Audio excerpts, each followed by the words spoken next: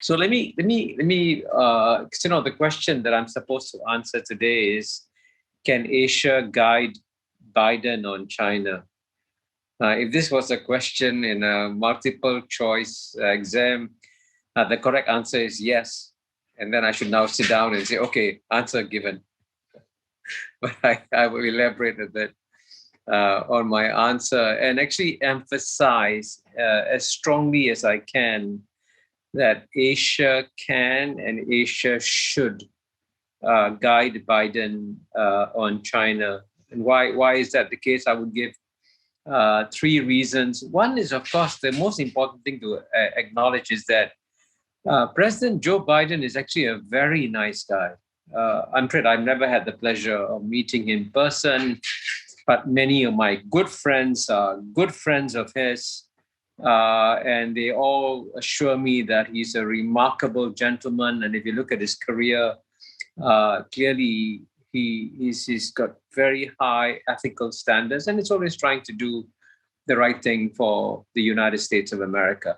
And he's also surrounded, as you know, by equally good people. Some of them actually I do know in person. And you can tell that what they're trying to do is the right thing. They're not trying to do the wrong thing. They're trying to see what is good for United States, what's good for China, and they believe that they are on the right mission.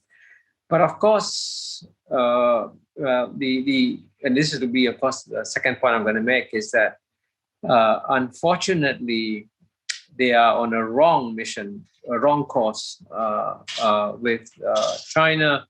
And of course, the best evidence of this is that they are carrying on with Trump's policies on China in many ways. And here, I think the reason why I want to emphasize this point. The reason why we in Asia should help Biden succeed is that if Biden fails, Trump can come back. I want to emphasize that. He got 75 million votes. And the second term Trump will be very destructive. I mean, it'll be destructive for the United States, but it'll be disruptive and destructive for Asia, and frankly, disruptive for the world too. So for that, just to prevent, for the sake of preventing the return of Trump, we should try to help Biden succeed. But my second point is that to help Biden succeed, we have to actually explain to him in using rational language and arguments that are inherited from Western thought, Western reasoning, and explain why what the US is doing vis-a-vis China is wrong. Not just wrong for China, by the way, also wrong for America and bad for America's interests. And of course, we in Asia, we will suffer if things go badly. We are in the front line. I mean, the whole US-China contest will be played out in Asia. So we are in the front line. We will suffer. And that's the second reason why we should guide Biden on China. And the third reason, of course, is that, frankly, if you look ahead, and if you look at Asia's history over the last 200 years, clearly, for most Asians, this is the most promising time in Asian history. If the past, as I said, the past 30 to 40 years have been the best years for Asia, the next 30 to 40 years will be absolutely amazing. So just as we are about to enter into one of the most promising eras of human history, we can be disrupted by this US-China contest. And that's why we have a lot to lose if these things go wrong. And that's why we must clearly speak out. And that's why I was very happy to accept your invitation today to join you. So the next question is, how do we help Biden? What do we do? And I would say there are three ways in which we can help Biden. And the first one, the most obvious one, is to try and explain as simply, logically, reasonably why the current course with China is wrong. And it is wrong for a very simple reason. The Biden administration, which has inherited the policies of the Trump administration, has not worked out a strategy on to deal with China. Just ask yourself a very simple question. Before you work out a strategy, you got to work out your strategic goals. And you ask yourself a simple question. What are the goals that the Trump administration was trying to accomplish with China? And what are the goals that the Biden administration is trying to accomplish with China? And the answer is zero. You can't, there's no answer. There's no clear answer. And I give you, hypothetically could be, I'll give you the following, okay? Number one, United States may be trying to stop China from becoming the number one economy in the world. Is that the goal? If that's the goal, it's going to fail. Definitely fail.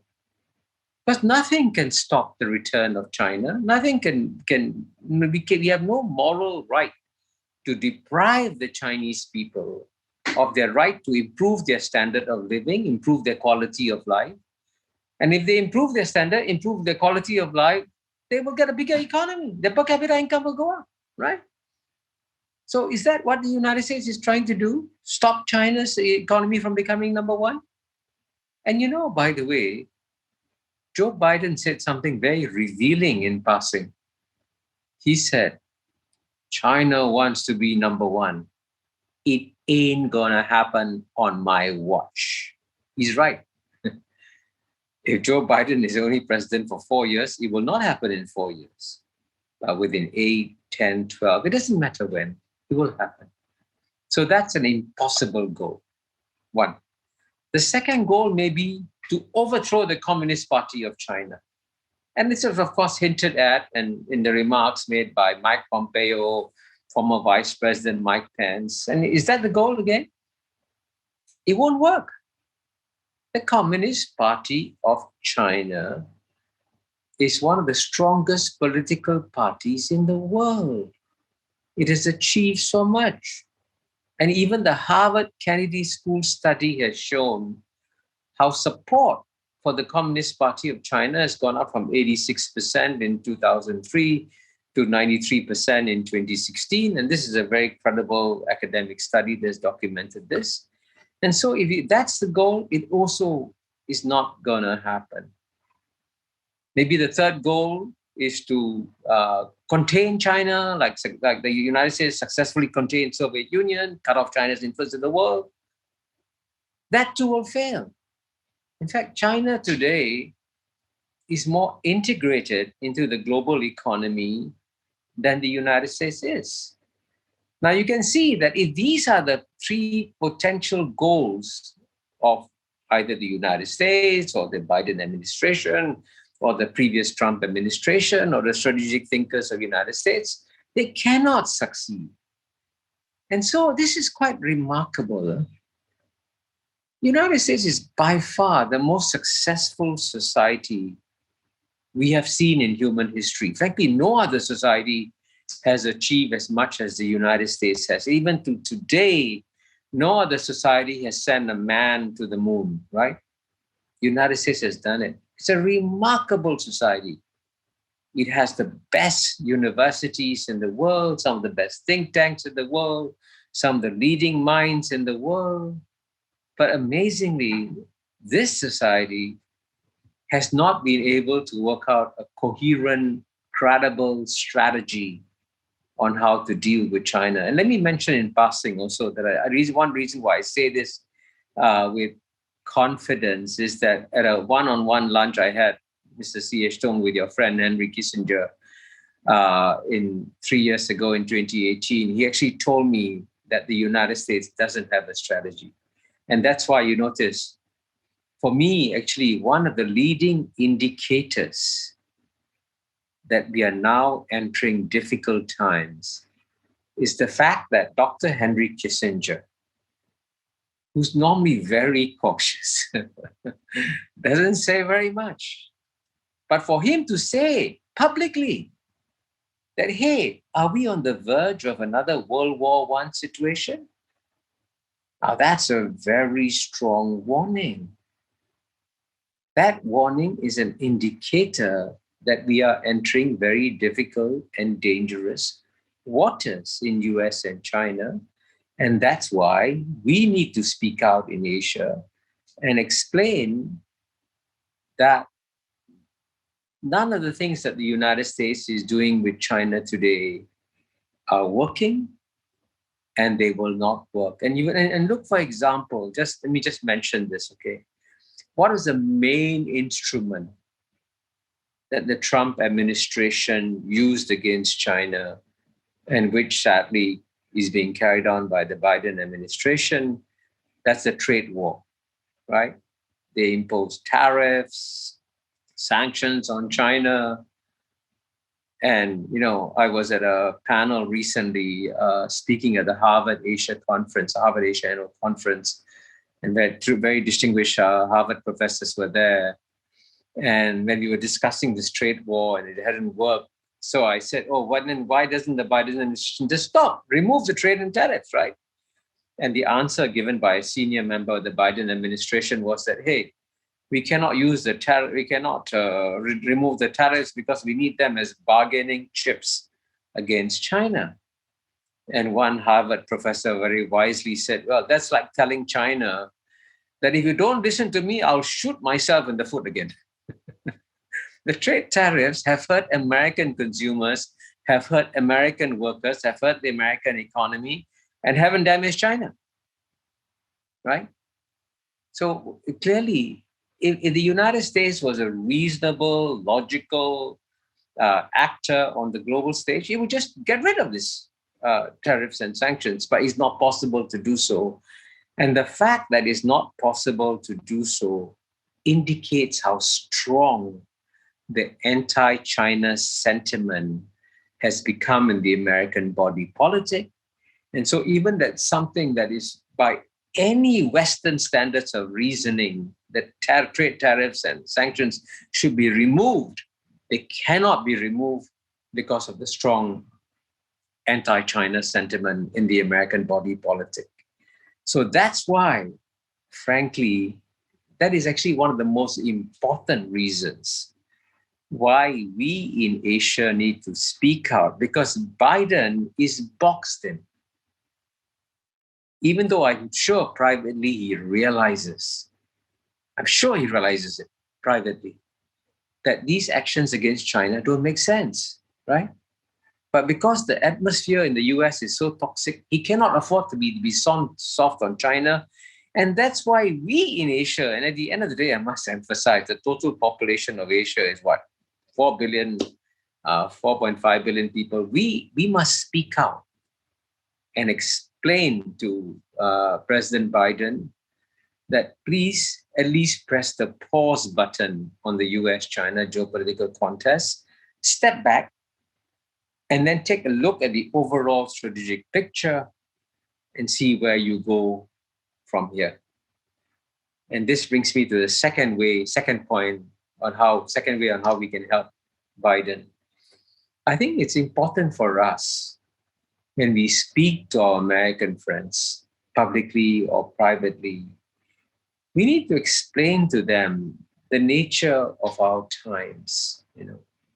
We are the 21st century clearly is going to be very different from the 20th century and the 19th century, right? In what ways is it different? It's different in two ways. One, for the last 200 years, the West could dominate the world. Frankly, what year is this now? 2021, okay? That's reverse 160 years and go back to whatever it is, 1841 and the Opium War, right? And I bring up the Opium War because that's how Hong Kong was created. And you could see that the Western powers could do anything with total impunity. They could do whatever they wanted, seize territories, colonize the world. do whatever they wanted to do, and nothing could stop them. But that was 160 years ago, or 170 years ago, actually. That world is gone, right? It's not going to come back anymore. So that's why they need to adjust and accept a new reality. And I say this because, one of the most pathetic sights in my mind was when the G7 leaders met recently and started making pronouncements on saying, China, you must do A, China, you must do B, China, you must do C. Excuse me. Who are these G7 countries? They represent the powers of the past. Their total population is 750 million, right? Half of China's, maybe the same as Southeast Asia. Why should they arrogate upon themselves the right to pass judgments? That era when the West could do that is gone. And learn to live in a different era. And clearly what you're seeing now is the return of Asia. That's why the 21st century will be the Asian century. And within Asia, there's a very different dynamic that is taking place. And in the past, frankly, when I grew up as a child in the British colony in Singapore, clearly I had to learn about the West because the West was running the world. Now the time has come for the West to learn and understand Asia because the key economic drivers will come from Asia. And it's time for the West to learn to adjust to Asia. And Asian norms are very, very different from Western norms. And you want a good example of this? The Western countries would like to pass judgments on other countries and say your human rights standards are not good enough, you're making mistakes in A, B, C, D, and they could do that when they were very powerful. But the times have changed. And now, frankly, most Asian countries just won't accept lectures by the West. Every Asian country. I give you let's take even the example of India. Okay, India is a world's largest democracy, but India has been subject to lectures when India wanted to sign a free trade agreement with the European Union. The European Union tried to impose human rights standards on India, and India said, excuse me, you don't pass judgment on what we in India are doing. We know best what's good for us. And within Asia too, frankly, one reason why Asia in general is at peace, and this is a very important point because I've launched something called the Asian Peace Program.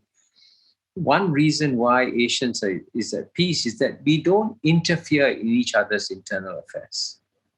And this principle, by the way, is actually surprisingly embedded in the UN Charter, is also embedded in the ASEAN Treaty of Amity and Cooperation, is embedded in the 1955 Bandung Principles. And we, therefore, have worked out a different dynamic for dealing with each other. It's not the Western dynamic, it's the Asian dynamic. And if the West is going to engage Asia, it's got to learn more about how Asian countries live and operate with each other. But when I say that we don't interfere with each other, it doesn't mean that the Asian countries are passive, that they're doing nothing. Actually, and this is a critical point, within Asia, we are building what I call circles of trust around Asia, and many of them are centered on ASEAN. You notice that it was the ASEAN countries that set up the dialogues with the great powers, set up the ASEAN Regional Forum, set up the East Asian Summit. And ironically, even though ASEAN is by far the weakest organization in some ways in Asia, it has been provided the foundations for the Asian countries to come together and learn to live and work and operate with each other. And these circles of trust, I want to emphasize this, have created concrete benefits for Asian countries. And Exhibit A, of course, is the Regional Comprehensive Economic Partnership, right? when all the Western writers write about the regional comprehensive economic partnership, they say, oh, this is a China-led trade agreement. That is absolutely untrue. Frankly, if China was the one to propose such a free trade agreement, a lot of China's neighbors, including some of his closest neighbors, Japan, South Korea, with whom, as you know, China has got, in its own way, difficult links, they would have said, no. If China proposes it, I'm going to keep a distance. I'm not sure whether it's good for me. But ASEAN proposed it. And because ASEAN proposed it, and this is a very important point, because ASEAN had created circles of trust in the region, we would say, okay, if ASEAN proposes it, ASEAN doesn't mean to dominate the region. ASEAN wants to help the region. Okay, we'll sign. So everybody came on board.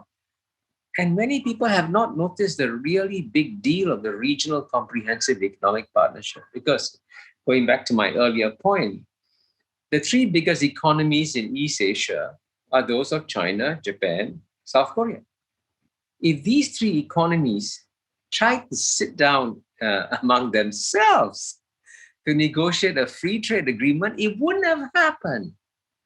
There wasn't enough trust between these three countries. But because ASEAN proposed it, under the umbrella of ASEAN, the Regional Comprehensive Economic Partnership was signed. And then under that umbrella, China, Japan, and South Korea got a free trade agreement. So you can see that in its own quiet way, Asia is transforming the world, delivering remarkably positive new developments, but in an Asian way, not the Western way.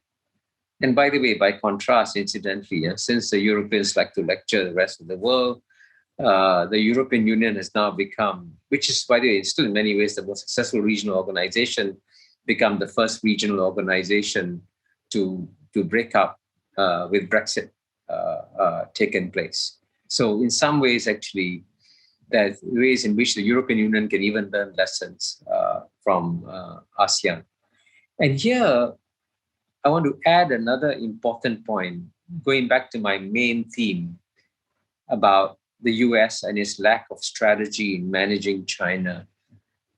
I think one important reality that we need to convey to Washington, D.C. is that if the goal of Trump's trade war, we don't know, because as I said earlier, the goals have never been specified. Let me emphasize that. If the goal of the Trump administration with the trade war was to decouple the US and China economies, and if that goal is still being maintained by the Biden administration, the danger is that the United States won't just decouple from China, it will decouple from all of East Asia, which is going to become connected by the Regional Comprehensive Economic Partnership. And so paradoxically, the friends of the United States, like, for example, Japan and Australia, if they really want the United States to stay in East Asia, then Japan and Australia should be the first two countries to say to the United States, don't decouple from China. Because if you decouple from China, you leave the region, goodbye, United States, you're not part of the game. Because the big game is economic. And this brings me to my third point about how we help the Biden administration. And here, the key point that we need to make to the United States is that this is not the Cold War against the Soviet Union. This, in the contest between United States and China, will not be determined by the economic, not be determined in the military dimension. It'll be determined in the economic dimension. So why is that an important point? Quite simply, this is why this is important. The United States has by far the world's largest defense budget. I don't know the figure now, $750 billion, larger than the next 10 countries combined. In fact, there's a column written by Farid Zakaria recently in the Washington Post explaining how much money is being wasted in the US defense budget. So if the competition with the Soviet Union, the military dimension was important, fine, spend a lot of money in defense, because that's where the contest was. But in the case of China, the competition is going to be in the economic dimension. And paradoxically, a very large US defense budget, which is very wasteful, is in some ways a geopolitical gift to China, because American money is being wasted unnecessarily. And, Farid Zakaria gave a concrete example of how it's wasted. He said that the United States spent $1.7 trillion, this is $1 trillion, trying to build the F-35, the world's most advanced jet fighter, which functionally will become a white elephant because it's too good to be used.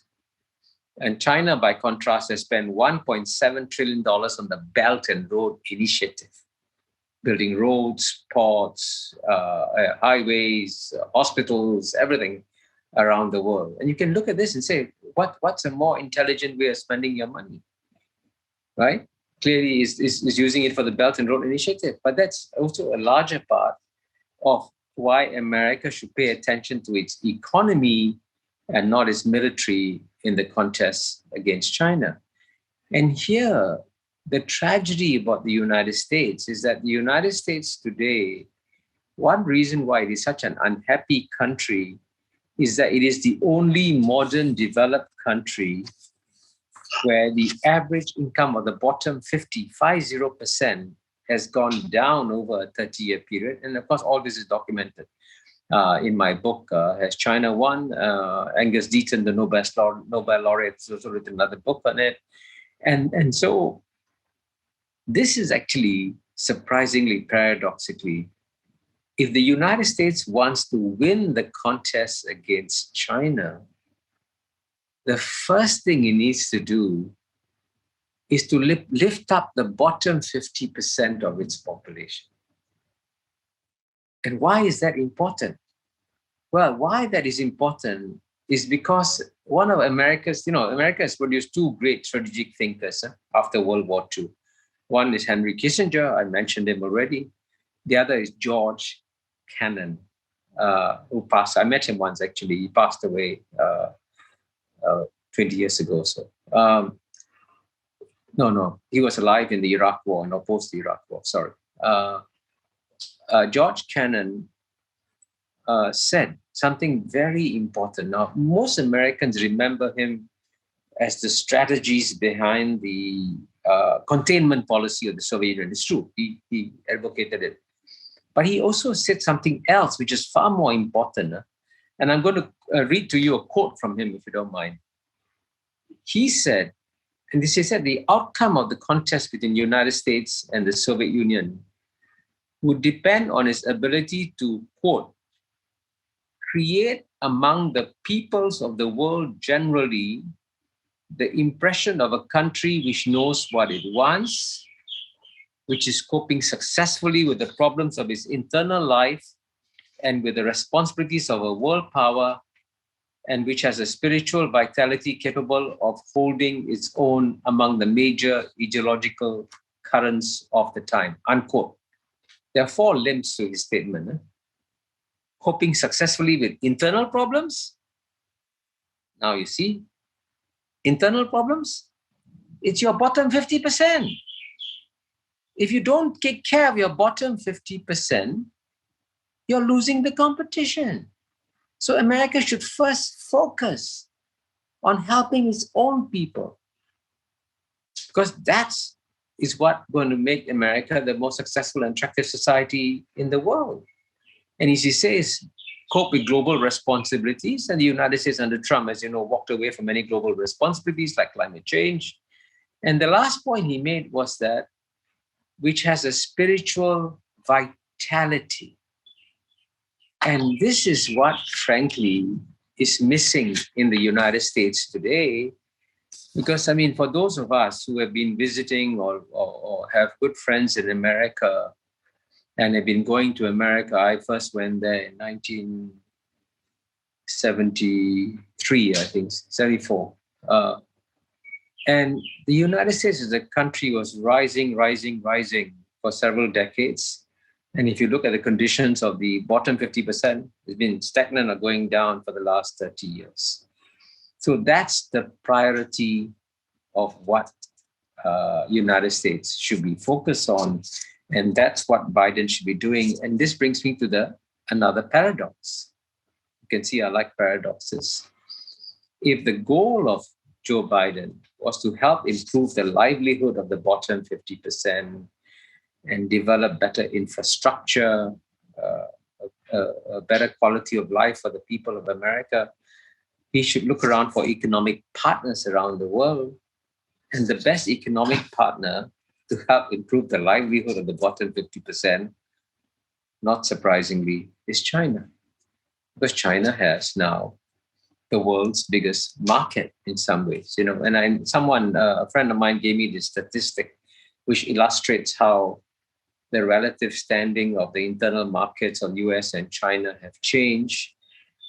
In the year 2009, about 12 years ago, the size of the retail goods market in China was $1.8 trillion, and United States was $4 trillion, more than double that of China 12 years ago. You fast forward to the year 2019, and 2019 is a significant year because this is 3 years after Trump's trade war, when he was trying to beat down the Chinese economy. The result was that the retail goods market in China went from $1.8 trillion to $6 trillion, increase of more than 3 times. And the United States only went from 4 trillion to 5.5 trillion, an increase of less than 1.5 times. And 10 years from now, there's no question that the retail goods market in China will be much bigger. And if you want to grow your enterprises, if you want to grow your economy, you engage other growing economies in the world, and therefore you engage China. And so this is at the end of the day, if you are trying to help Biden, and if you are trying to help Biden to do well in the United States so that he succeeds, he's got to actually find ways and means of cooperating with China, which of course in the end of the day, as I go back to my earlier point, it's impossible to make that point in the United States. But we in Asia, we can say it, and we should say it to Joe Biden. So one thing we should emphasize, therefore, is that we should tell him the nature of the competition in East Asia means that you just forget about the Quad. The Quad, as you know, is an alliance of United States, Japan, Australia, India. It's all a very defense-oriented alliance, no economic cooperation among these 4 countries at all. But instead of focusing on the Quad, what Joe Biden should try to do is rejoin the Trans-Pacific Partnership, which we actually, many in East Asia, have kept alive. You know, the TPP should have died when Trump administration withdrew from it. But all of us who wanted to get the United States to remain in the region, we kept the TPP alive. And so the United States should rejoin the TPP. That's where the nature of the competition is like. And that's what we should be asking Joe Biden to do. So you can see that all the points I'm making are actually intended to help the Biden administration, help the United States. But all the points I'm making to you now are points you cannot make in Washington, D.C. because you'll be shot for suggesting anything that suggests even any kind of cooperation with China, even when it's in America's interest to do so. So therefore, let me conclude now, because I realize I've exceeded my 30 limits now. To conclude, I would say that what the US therefore should do, and let me quickly just conclude with these 3 points to repeat what I said at the beginning. Just for a start, just press the pause button on the US-China geopolitical contest. And then the second step is step back and work out a strategy. And here, now the second point on working out a strategy, I hope that the United States will explore what the Secretary of State, Anthony Blinken, said: support the rules-based order. Okay. Now, he said rules-based order, right? Anthony Blinken? Fine. get any American university, doesn't matter which one, to do an objective evaluation. Which country, United States or China, abides by the rules-based order? I won't say anything now. But, as Mr. Tung said, I was ambassador to the UN for 10 years. I'm a passionate believer in the rules-based order. I follow closely which countries are abiding by the rules-based order and which countries are not. And the United States will be very surprised by the outcome of a comparison within the United States and China. But finally, and before closing, I want to emphasize this also, that we should also tell the United States that there are some things that are very dangerous. There are some Chinese red lines that should not be crossed in this contest. And most important one, of course, is Taiwan. And we can discuss Taiwan in the Q&A session. That's extremely dangerous.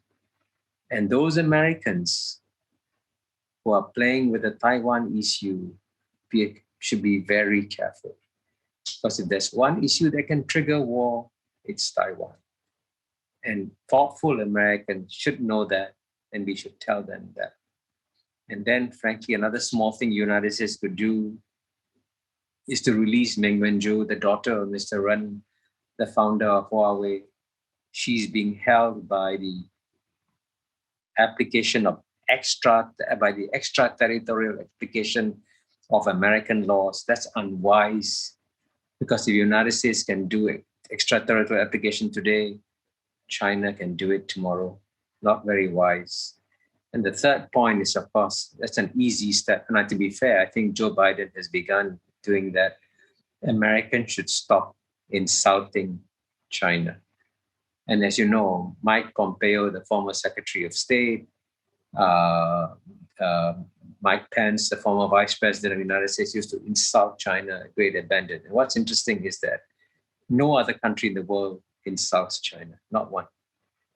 So that's very unwise for the United States to do that. In fact, to conclude on this note, I was a diplomat for 33 years, and they say that a definition of a diplomat is someone who can tell you to go to hell in such a way that you feel you're going to enjoy the journey to hell.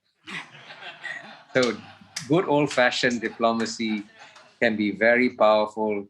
Let's persuade the United States to be diplomatic again. Thank you very much.